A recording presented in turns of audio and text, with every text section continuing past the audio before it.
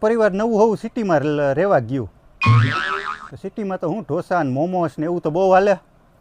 એક બિચારા બેન કોઈ ગામડામાં રહ્યા હતા, સિટીમાં તો પહેલી વાર ગયા હતા એટલે જાજુ હાંભળ્યું ના હોય.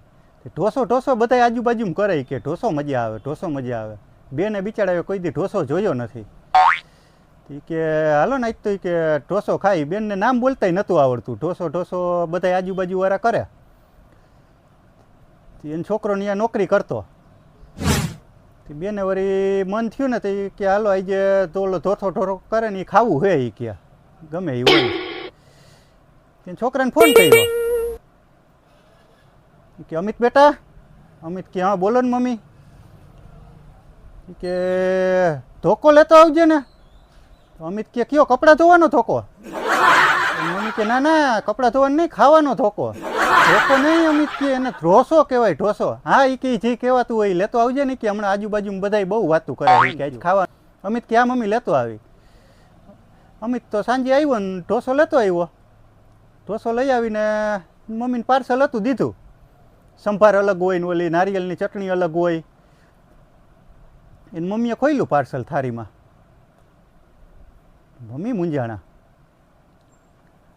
છોકરો મારો બેટો આ ઢોસો તો લઈ આવ્યો તો હે પણ આને ખાવો કેમ એ કે? અમિત અહીંયા આવજો તો. હા મમ્મી. અમિત આવ્યો. એ મમ્મી હું બોલો ને. મમ્મી કે પણ બેટા એ કે આને ખાવો કેમ એ કે? આમાં તો એ કે આવી રીતના લાંબુ છે ને આ બધી સંભારો ને કેવી રીતના ખાવું? અમિત કે એમાં કાંઈ ના હોય, ઓલું કાંટા ચમચીથી ખાવાનો હોય એમ કહીને પાછો અમિત રૂમમાં થોડુંક કામ હતું તે વયો ગયો. કાંટા ચમચી આ બેને કોઈ કંઈ જોઈ નથી. કાંટા ચમચી કે એટલે શું હોય છે?